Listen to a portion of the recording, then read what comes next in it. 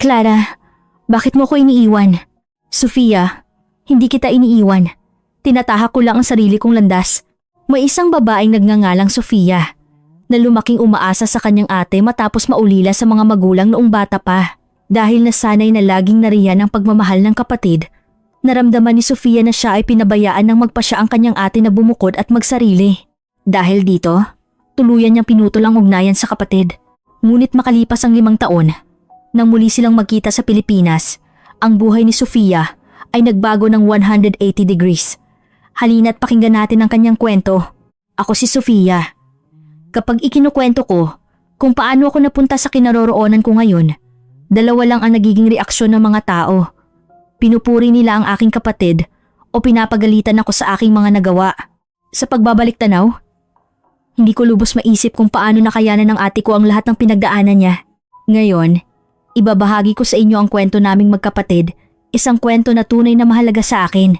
Ilang araw pa lang matapos ang aking ika, 11 na kaarawan, sa isang payapang araw, ang buhay ko ay biglang nagbago. Pauwi na noon ang aking mga magulang mula sa kanilang trabaho sa restaurant nang sila ay mabiktima ng isang huldapan. Pareho silang hindi na nakauwi. Malinaw pa rin sa aking alaala ang ilang araw na walang tigil na pag-iyak dala ng matinding pagkabigla at takot. Sa isang maliit na bayan sa Canada, ang Maple Creek, ang aming pamilya ay nagpapatakbo ng isang maliit na restaurant. Mula sa araw na iyon, ang natira na lang sa aking pamilya ay ang aking ate, si Clara, na noon ay 18 taong gulang. Katatapos lang ni Ate Clara ng high school at puno ng pangarap na makapasok sa unibersidad. Ngunit mula nang mawala ang aming mga magulang, hindi siya nag-atubili kahit sandali. Ipinasara niya ang restaurant. Tinalikuran ang pangarap niyang magkolehiyo at nagsimulang maghanap ng trabaho para lamang mapalaki ako. Ano kaya ang nararamdaman ng ate ko sa kanyang murang edad? Sa tuwing naiisip ko ang bigat ng kanyang responsibilidad, naninikip ang aking dibdib. Sofia, nandito naman si ate, di ba? Kakayanin nating 2 to. Laging malumanay at puno ng pag-aaruga ang kanyang mga salita. Noong una, lahat ay nakakatakot para sa akin. Gabi-gabi akong binabangungot at sa eskwelahan ay hindi ako makasabay sa aking mga kaklase. Dahil siguro sa pagkawala ng aming mga magulang, naging mahirap para sa akin na magtiwala sa ibang tao. Lalo na sa mga hindi ko kakilala, automatiko akong nagiging alerto. Sa gitna ng lahat ng ito, si Ate Clara lamang ang aking kanlungan at kapayapaan. Nagtatrabaho si Ate Clara sa isang lokal na supermarket sa umaga at sa gabi naman ay waitress sa isang restaurant. 2 trabaho ang pinagsasabay niya para lamang mabayaran ng upa at matustusan ang aming pang-araw-araw na pangangailangan. Gaano kaya kahirap ang pinagdaanan niya, ngunit kailanman ay hindi ko nakita sa kanyang mukha ang pagod. Sa halip, lagi siyang nakangiti sa akin. Nagsusumikap na punan ang puwang na iniwan ng aming mga magulang. Lumipat kami sa isang maliit na apartment. Masikip kumpara sa dati naming bahay na may restaurant, ngunit doon kami nagsimula ng bagong buhay. Pag-uwi ko galing eskwelahan, lagi akong mag-isa sa bahay. Hating gabi na kung umuwi si ate dahil sa trabaho. Sa kabila nito, tuwing umaga lagi niya akong ipinaghahanda ng almusal. Minsan, may mga post-it notes siyang iniiwan sa ref. Have a great day today. Lulutuin ko paborito mong pasta mamaya. Ang mga simpleng mensaheng iyon ang nagsilbing malaking pampalubag loob sa akin. Si ate ang naging magulang, kaibigan, at tagapagtanggol ko. Sa kanyang tabi, unti-unti kong natutunan kung paano harapin ang mundo. Sa paglipas ng panahon, unti-unting naghilom ang mga sugat. Ang aming ugnayan ni ate ay lalong tumibay. Noong ako ay nasa middle school, nagsimula akong magkahilig sa pag-design ng mga damit. Sa simula, simpleng mga guhit-guhit lang ito. Ngunit buong puso akong sinuportahan ni Ate Clara. Tuwing kaarawan ko, laging sketchbook at colored pencils ang regalo niya. Minsan, umuuwi siya na may dalang mga ritaso ng tela para masubukan kong manahi. Sofia, yung mga drawing mo, siguradong magiging magagandang damit yan. Sa tuwing naririnig ko ang kanyang mga salita, lalo ako nagsisipag sa pag-design. Pagdating ng high school, kumuha ako ng klase sa fashion design at nagsimulang sumali sa mga fashion show sa aming paaralan. Sa bawat pagkakataon, umaabsent si ate sa trabaho para lamang manood at sumuporta sa akin. Dahil sa kanyang sakripisyo at pagmamahal, patuloy kong naabot ang aking mga pangarap. Mabilis na lumipas ang panahon, malapit na rin akong pumasok sa kolehiyo. Pinag-iisipan kong mag-apply sa isang kilalang design school sa Toronto. Isang gabi, Habang abala ako sa paghahanda ng aking portfolio, tahimik na pumasok si Ate Clara sa aking kwarto. Iba ang ekspresyon ng kanyang mukha noon. Para siyang kinakabahan. Sofia, may gusto sana akong sabihin sa'yo. Dahan-dahan siyang nagsalita habang umuupo sa gilid ng kama ko. Agad kong naramdaman na may mahalaga siyang sasabihin. May kinuha si Ate Clara na sobre mula sa kanyang bulsa at iniabot sa akin. Sa loob, may malaking halaga ng pera. Hindi mo ba naisip na mag-aral sa Pilipinas? Sa sandaling iyon, hindi ko naintindihan ang sinasabi niya. Sa Pilipinas, ang pamilya namin ay matagal nang naninirahan sa Canada. Nagulat ako nang biglang lumabas sa bibig niya ang pangalan ng ibang bansa. Pilipinas? Bakit bigla mong nabanggit yan? Baka sa boses ko ang pagkalito. Nanahimik sandali si ate bago maingat na nagpatuloy. Sofia, ang totoo, sa susunod na taon, plano kong magpakasal sa isang Pilipino. Para akong tinamaan ng kidlat. Hindi ko man nang alam na may kasintahan pala siya at ngayon kasal na agad at sa Pilipinas pa. Pakiramdam ko ay may gumuho sa loob ko. Anong ibig mong sabihin? Bakit hindi mo sinabi sa akin? Sino siya? Saan mo siya nakilala? Kailan pa kayo? Sunod-sunod ang mga tanong ko. Tumataas na ang boses ko sa pagkalito. Mahinahon niyang ipinaliwanag ang lahat. Isang taon na ang nakalipas sa isang international conference para sa trabaho. Nakilala niya si Paulo, isang Pilipinong lalaki. At sila ay umibig sa isa't isa. Si Paulo ay nagtatrabaho sa isang tech startup sa Maynila. At ilang beses na ring bumisita sa Canada para magkita sila. Nagpasya silang sabay na harapin ang kinabukasan. Pupunta na ako sa Pilipinas, Sofia. Sana, kung maaari, sumama ka sa akin. Ang kanyang mga salita ay parang isang pagtataksil. Ang ate ko, na nagsakripisyo ng lahat para mapalaki ako, ay iiwan ako ngayon para sa isang lalaking hindi ko kilala. Nag-flashback sa isip ko ang lahat ng panahong magkasama kami. Kinabukasan, dinala ni ate si Paulo sa bahay. Magalang at malumanay si Paulo. Ngunit para sa akin, siya ang taong umagaw sa ate ko. Sa hapagkainan, nagkwento si Paulo tungkol sa mga design school sa Pilipinas. Siguradong sinabihan na siya ni ate. Ngunit wala akong pakialam. Dito ako mag-aaral ng design. Nakapili na ako ng eskwelahan at halos tapos na ang portfolio ko. Malamig kong sabi. Biglang lumamig ang hangin sa paligid at baka sa mukha ni ate ang pagkadismaya. Mula sa araw na iyon, isang hindi nakikitang pader ang namagitan sa amin. Paulit-ulit na ikinukwento ni ate ang tungkol sa Pilipinas. Ngunit patuloy akong nagbingi-bingihan. Ang dating masayang tahanan namin ay hindi na naging komportable para sa akin. Nang matanggap ako sa design school sa Toronto, kasabay nito ay ang kumpirmasyon ng pag-alis ni ate papuntang Pilipinas. Nakatanggap ako ng acceptance letter. At si ate naman ay nagpasya na lumipad patungong Pilipinas 6 na buwan mula noon. Doon, unti-unting naghiwalay ang aming mga landas. Sa mga huling buwan, tinuruan ako ni Ate Clara ng lahat ng kailangan kong malaman para mabuhay mag-isa, mula sa pagluluto, pagbabayad ng bills, hanggang sa kung paano humarap sa mga biglaang sitwasyon. Ngunit puno pa rin ako ng galit at pakiramdam ng pagkawala, kaya sinadya kong baliwalain ang kanyang mga pagsisikap. Sofia, hindi dahil aalis ako ay iniiwan na kita. Pwede mo akong tawagan kahit kailan. At kung kailangan mo ako, lilipad ako pabalik agad. Alam kong sincero ang mga sinabi niya. Ngunit noong mga panahong iyon, hindi ko iyon maintindihan. Ang tanging nasa isip ko ay ang katotohanang aalis na siya. Siguro, kasalanan ko rin dahil masyado akong umasa sa kanya. Masyadong malaki ang takot ko na mawala siya. Ngunit mas madaling gawing galit ang takot na iyon kaysa aminin ito. Sa araw ng pag-alis ni Ate Clara papuntang Pilipinas, sinadya kong umalis ng bahay ng maaga. Hindi ko siya hinatid. Sa halip, nag-iwan ako ng isang post-it note sa ref. Ingat ka, kaya ko na dito. Maikli at malamig na mga salita, ngunit sa ilalim nito, maraming salitang hindi ko naisulat. Mamimiss kita.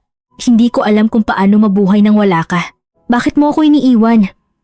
Ang mga damdaming iyon ay hindi ko na ilabas. Umalis ako ng bahay nang hindi man lang siya hinahatid. Pagkaalis ni ate papuntang Pilipinas, araw-araw siyang nagpapadala ng mensahe. Noong una, tungkol sa kanyang pag-adjust sa buhay doon. At kalaunan, tungkol sa paghahanda nila ni Paulo sa kasal. Nagpapadala siya ng magagandang litrato ng Pilipinas at inaanyayahan akong bumisita. Ngunit ni minsan ay hindi ako sumagot. Binabasa ko lang ang mga mensahe. Minsan, sinusubukan kong mag-type ng reply, pero binubura ko rin. Kahit wala ka, kaya ko. Paulit-ulit kong sinasabi yun sa sarili ko. Ito ay isang uri ng pagre-rebelde sa kanya at isang pangako sa aking sarili. Kailangan ko nang magdesisyon para sa sarili ko at tahakin ang sarili kong landas. Wala na ang suporta ni ate. Nakakatakot. Pero sa isang bahagi ng isip ko, nararamdaman kong ito rin ang pagkakataon na matuklasan ng sarili ko na laging nasa ilalim ng kanyang anino. Ang buhay sa kolehiyo sa Toronto ay mas malungkot kaysa sa inaasahan ko. May mga roommate ako sa dorm, pero hindi kami naging ganoon kalapit para magbahagi ng malalalim na usapan. Ang mga klase ay kapanapanabik at unti-unti akong gumagaling sa pag-design. Ngunit pagsapit ng gabi, palihim kong binabasa ang mga mensahe ni ate at nalulunod sa pangungulila. Pinigilan ako ng aking pride. Hanggang sa huli, hindi ako nakasagot. Imposibleng pumunta ako sa Pilipinas. Ang pangarap ko ay nandito. Habang sinasabi ko iyon sa sarili, minsan naiisip ko kung gaano ako kaiba sa ate ko na matapang na pumunta sa isang bagong bansa. Bakit hindi ko kayang gawin iyon? Sinimulan kong tahakin ang sarili kong landas nang wala si ate. Masakit at malungkot. Ngunit ito ang landas na pinili ko. Mabilis na lumipas ang unang semestre ko sa design school. Ang pamumuhay nang wala si ate ay mahirap at nakakatakot sa simula. Ngunit kalaunan ay nasanay rin ako. Ang mga klase ko ay eksakto sa mundong matagal ko nang pinapangarap. Mula sa pattern making, pagpili ng tela, hanggang sa color combination, lahat ng proseso ay nagpapasaya sa akin. Masaya ako naglalagi sa studio hanggang gabi para mag-drawing at mag-cut ng tela. Sa mga oras na iyon lamang hindi ko nararamdaman ang pagkawala niya.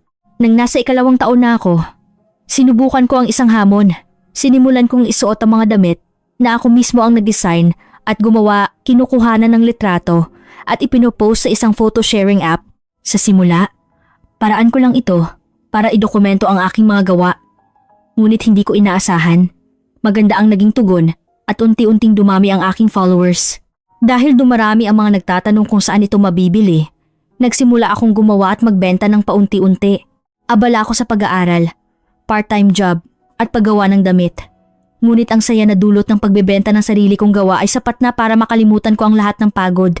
Isang araw, nakatanggap ako ng mensahe mula sa isang photographer. Nagustuhan daw niya ang mga damit na suot ko at ang aking vibe at nag-alok na kunan ako ng litrato. Noong una, nagduda ako.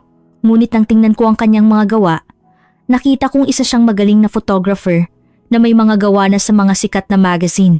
Maingat kong tinanggap ang alok at iyon ang naging simula ng aking modeling career. Libre ka ba ngayong weekend? May photoshoot para sa bagong collection at sa tingin ko, bagay na bagay sa iyo ang imahe. Unti-unting dumami ang mga ganitong mensahe. Noong una'y alanganin pa ako, ngunit naging natural na rin ang pagtayo sa harap ng kamera. Hindi ko kailanman inakala na ako, na pangarap maging designer, ay magiging isang modelo. Ngunit naisip kong makakatulong ang karanasang ito para mapalawak ang aking mundo sa design. Ito ay pagkakataon na makapagsuot ng damit mula sa iba't ibang brand at makakilala ng mga tao sa fashion industry.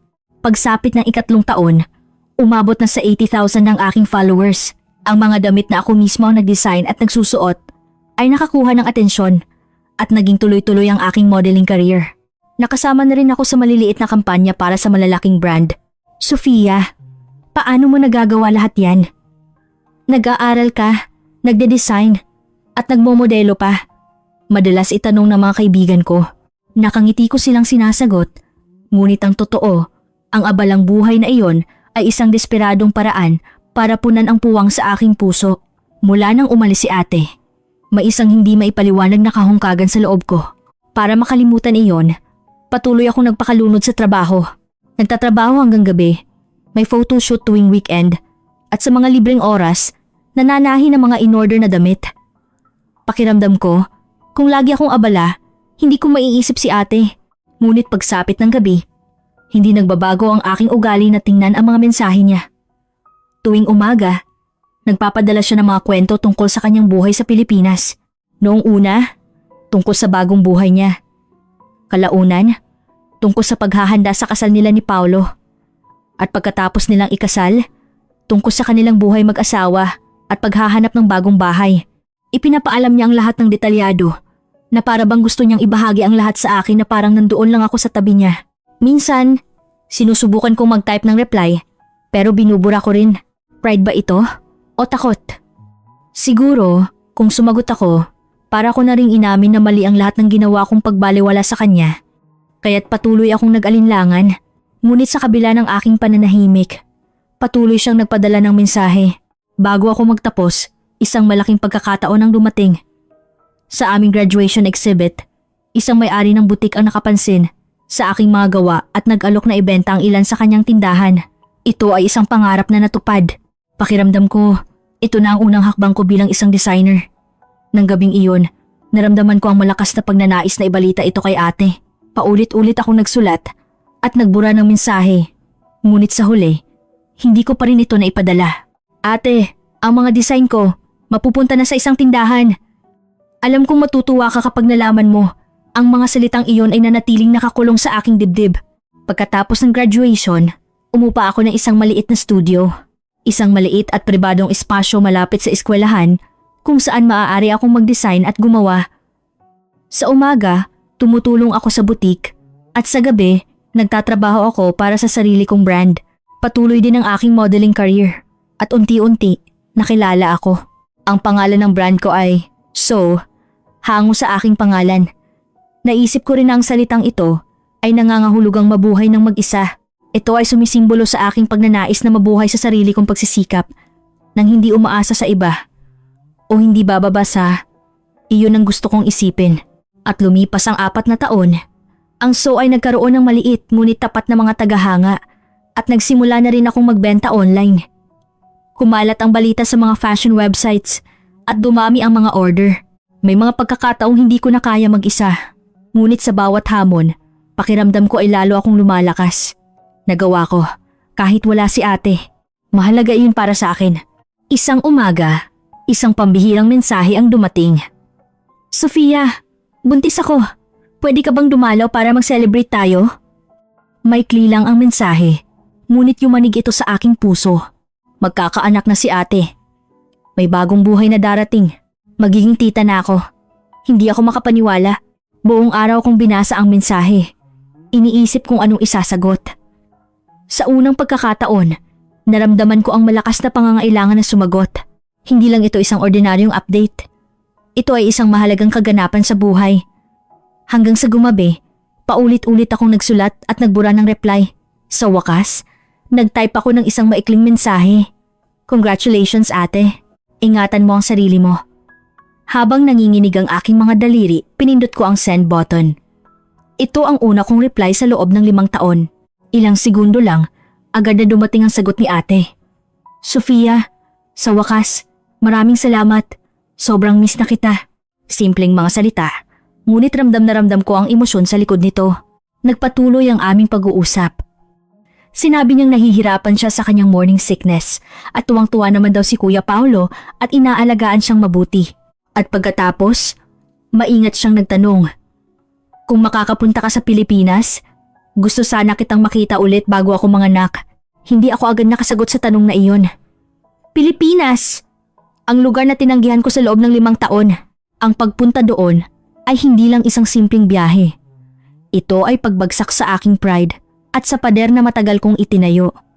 Ngunit kasabay nito, lumakas ang pagnanais kong makita muli si ate. At gusto kong personal na batiin siya para sa kanyang magiging anak. Pagkatapos ng 2 araw na pag-iisip, nagpadala ako muli ng mensahe kay ate. Kailan ba maganda? Susubukan kong ayusin ang schedule ko. At doon, nagpasya akong pumunta sa Pilipinas. Pansamantala kong itinigil ang aking brand at inayos ang schedule ng aking mga modeling jobs. Isang desisyon na hindi ko kailanman maiisip noon. Ngunit ganoon kahalaga ang balita tungkol sa pagbubuntis ni ate. Siguro, sa isang bahagi ng puso ko, matagal ko na talagang gustong makita si ate. Habang nagbubuk ng plane ticket at nag-iimpake, isang kakaibang pakiramdam ang bumalot sa akin. Halo-halong pananabik, takot, pag-asa, at kaba. 5 taon kaming namuhay sa magkaibang lugar. Gaano na kaya kami nagbago? Titingnan pa rin kaya ako ni ate bilang kanyang maliit na kapatid? O kikilalanin niya ako bilang isang independent na babae? Bago ako umalis, habang nakaupo sa aking studio at nakatingin sa labas ng bintana, Nag-isip ako. Ang mundong binuo ko ay tunay na maipagmamalaki. Nabuhay ako habang tinutupad ang aking mga pangarap ng mag-isa. Ngunit sa lahat ng panahong iyon, sa isang sulok ng aking puso, laging nandoon si ate. Ang mga mensaheng binabasa ko lang, ang mga reply na hindi ko ipinadala, ang mga salitang hindi ko nasabi. Ngayon na ang oras para harapin ang lahat ng iyon. Kinabukasan, sumakay ako sa eroplanong papuntang Ninoy Aquino International Airport. Habang pinagmamasdan ng unti-unting lumalayong tanawin ng Toronto, lumaki ang pag-asa ko para sa isang bagong simula. Matapos ang mahabang biyahe, nakarating ako sa NAIA. Pagbaba ko ng eroplano, biglang bumuhos ang kaba. Ang muling pagkikita namin ni ate.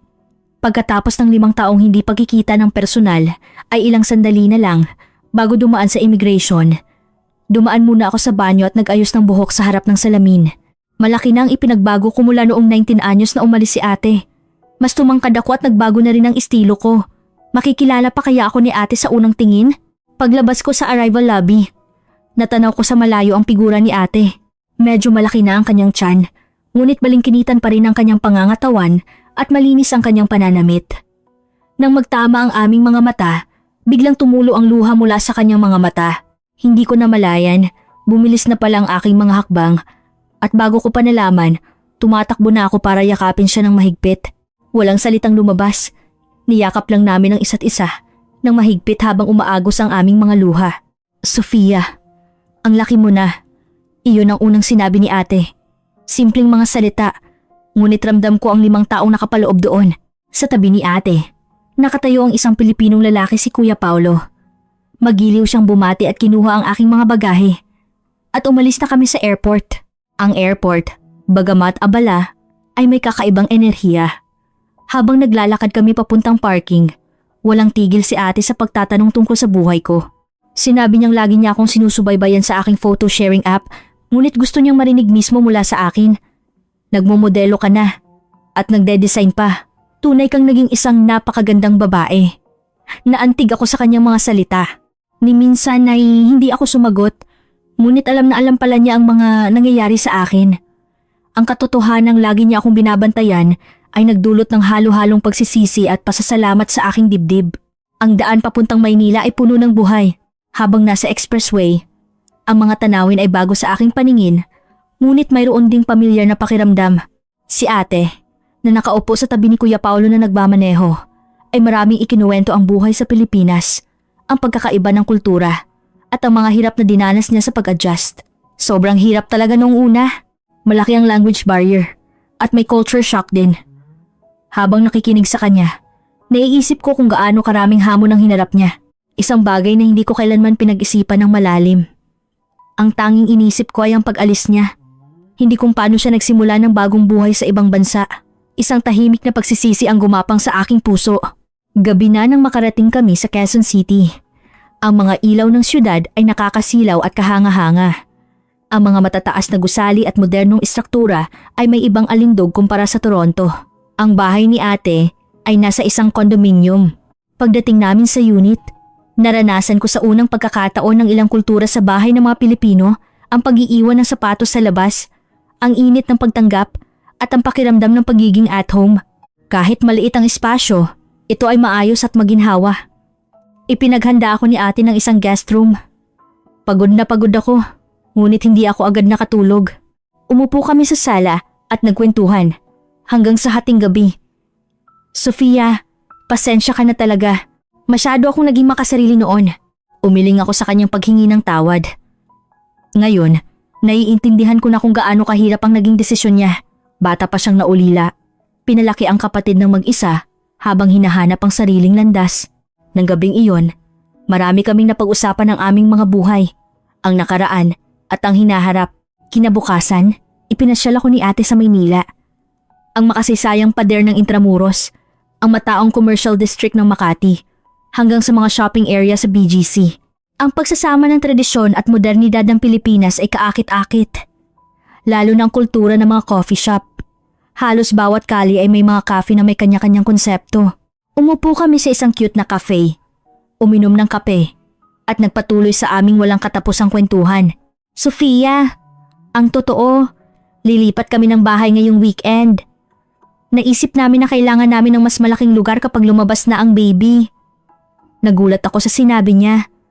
Sakto pala ang dating ko bago sila lumipat. Humingi siya ng paumanhin.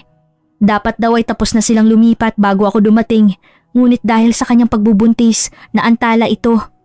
Sinabi kong ayos lang.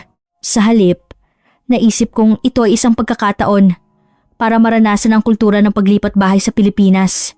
Bago ang araw ng paglipat, tiningnan namin ang bagong bahay. Hindi nakasama si Kuya Paulo dahil may trabaho.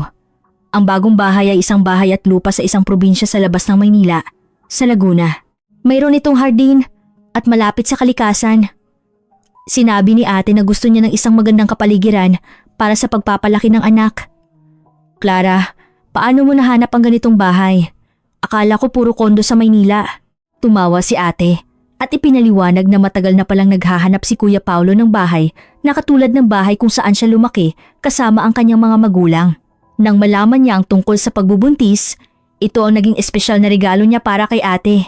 Dahil sa kwentong iyon, lalo akong humanga kay Kuya Paulo. Ramdam kong tunay niyang pinapahalagahan ng ate ko. Sa araw ng paglipat, nagising ako sa mga hindi pamilyar na ingay. Paglabas ko sa sala, nakita ko ang mga tauhan ng moving company na mabilis at maingat na kumikilos. Namangha ako sa kanilang pagiging organisado at masipag. Ate, ang galing nila. Ngayon lang ako nakakita ng ganitong lipat bahay. Tumawa si ate at ipinaliwanag ang profesionalismo ng mga moving company sa Pilipinas. Hindi lang sila nagbubuhat ng gamit, kundi tumutulong din sa pag-aayos sa bagong bahay.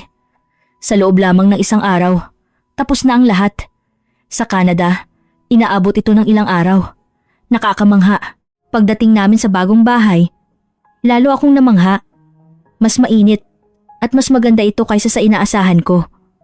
May maliit na hardin at pumapasok ang sikat ng araw sa mga bintana. Nang matapos ang lahat ng pag-aayos, dumating si Kuya Paulo. May dala siyang pagkain para sa selebrasyon, pansit at tempura. Sa Pilipinas, may kasabihan na kumakain kami ng pansit kapag lumilipat para sa mahabang buhay sa bagong tahanan. Paliwanag ni Kuya Paulo. Napangiti ako. Ang pagkakaiba ng kultura ay nakakatuwa. Umupo kami sa sahig at nagsalo-salo sa pagkain. Sa sandaling iyon, para kaming isang pamilya na matagal nang magkakasama, isang pamilyar at payapang pakiramdam. Si ate, si Kuya Paulo, at ako, kami ay isa ng pamilya. Pagkatapos kumain, tinawag ako ni ate sa isang kwarto. Sa gitna ng mga hindi pa naayos na kahon, may kinuha siyang isa.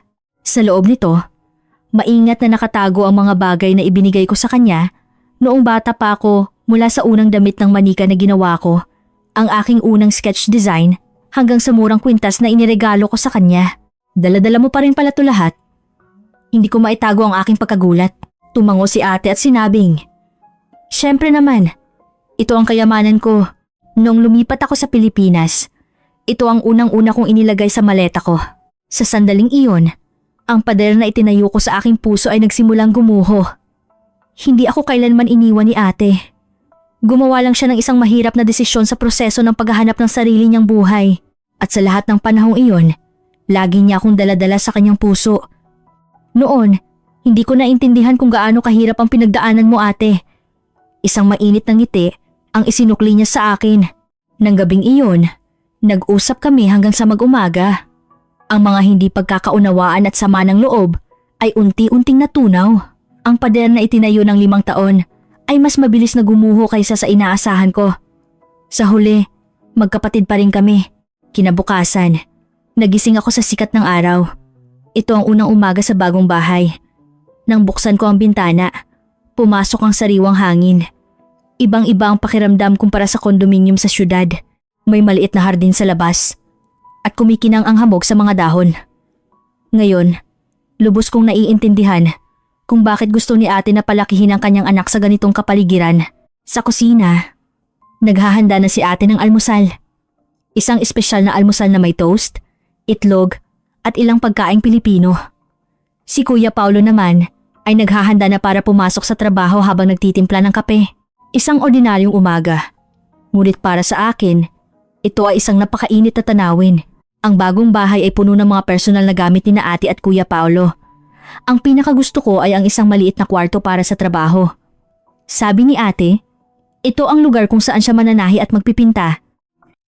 Ang sewing machine sa tabi ng bintana, ang mga sketchbook, at ang maliliit na likhang sining sa pader ay lumikha ng isang maginhawang kapaligiran. Ang ganda talaga ng mga damit na dinedesign mo, biglang sabi ni Kuya Paolo. Nagulat ako, ngunit tumawa siya at ipinaliwanag na madalas ipakita sa kanya ni ate ang aking mga gawa mula sa aking account. Sinabi niya na ang aking simpleng estilo ay may potensyal sa merkado ng Pilipinas. Paano kung subukan nating itest ang ilan sa mga design mo sa market dito? Sa tingin ko, makakatulong ako. Nagulat ako sa alok ni Kuya Paolo. Alam kong nasa tech industry siya, kaya't nagtaka ako kung bakit bigla siyang napunta sa usapang fashion. Tumawa si ate at ipinaliwanag na ang kumpanya ni Kuya Paolo ay gumagawa ng mga e-commerce system at nakikipagtulungan sa ilang fashion brands. Sa pamamagitan ng kanyang mga koneksyon, maaari niyang ipakilala ang aking mga design. Ang totoo, may inihanda kaming sorpresa para sa iyo, sabi ni ate na lalong pumukaw sa aking interes. Dinala ko ni ate sa isa pang kwarto sa ikalawang palapag. Nang buksan niya ang pinto, isang hindi kapani-paniwalang tanawin ang bumungad sa akin. Nakadikit sa dingding ang mga nakaprint na sketch ng aking mga design mula sa aking account at sa mga hanger. Nakasabit ang ilan sa mga damit na iyon, mga aktwal na damit. Ang aking mga design ay ginawang tunay na mga damit. Ano? Paano nangyari to? Nawalan ako ng salita. Nakangiting ipinaliwanag ni ate. Nang magpasya akong pumunta sa Pilipinas, gusto nilang maghanda ng isang espesyal na regalo. Pinili nila ang 3 sa pinakasikat kong design at ipinagawa ito. Nakipagtulungan sila sa mga lokal na mananahi para maging pulido ang pagkakagawa. Gusto naming makita ang reaksyon ng market dito. Kung papatok ba ang brand ni Sofia? Sabi ni Kuya Paolo. Nanikip ang dibdib ko. Hindi ako makapaniwala na inihanda nila ang lahat ng ito para sa akin sa kabila ng 5 taong pananahimik ko. Nang tingnan ko ang mga damit, perpekto ang pagkakatahi at ang pagpili ng tela. Mas mataas pa ang kalidad kaysa sa mga ginagawa ko sa Toronto. Gaano katagal niyo itong ginawa? Tanong ko. Tumawa si Kuya Paolo at sinabing mula sa pagpili ng design hanggang sa matapos ito, 3 araw lang ang inabot. Ipinaliwanag niya na mabilis at mahusay ang sistema ng paggawa ng damit sa Pilipinas. Hindi ko maitago ang aking pagkamangha. Sa Toronto, inaabot ng ilang linggo ang ganong trabaho. Ipinaliwanag pa ni Kuya Paolo na ang industriya ng fashion sa Pilipinas ay kilala sa mabilis na produksyon at distribution network. Lalo na sa mga lugar tulad ng Cubao Expo, kung saan ang mga independent designers ay nagpapakita ng kanilang mga natatanging gawa at mayroong isang masiglang komunidad para sa mga bagong brand. Habang nakikinig ako, isang bagong pananaw sa potensyal ng fashion market sa Pilipinas ang nabuo sa aking isipan. Nagmamadaling umalis si Kuya Paolo para sa trabaho. Ngunit nangako siyang ipapasyal ako sa Cubao Expo sa darating na weekend. Pagkaalis niya, pinagmasdan naming mabuti ni ate ang mga damit. Ang aking intensyon sa design ay perpektong naisakatuparan. Ang texture ng tela at ang kulay ay walang kapintasan. Paano kaya kung dito ako magtrabaho? Biglang pumasok sa isip ko. Sa Toronto, lagi akong nahaharap sa mga limitasyon ng produksyon at distribusyon. Mahal ang small batch production at mahirap makahabol sa deadlines.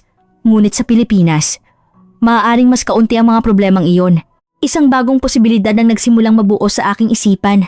Nang gabing iyon, umupo kami ni ate sa isang maliit na bench sa hardin at pinagmasdan ang langit.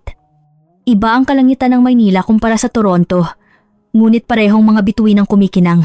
Matapos ang mahabang katahimikan, dahan-dahan akong nagsalita. Ate, pwede bang magstay ako ng mas matagal? Gusto kong tuklasin ang mga posibilidad dito sa Pilipinas. Isang kislap ng galak ang lumitaw sa mga mata ni ate. Walang imik, niyakap niya ako ng mahigpit. Sa yakap na iyon, maraming salita ang nakapaloob mahabang paghihintay, pagsisisi, at pag-asa. Handa na kaming magsimula muli.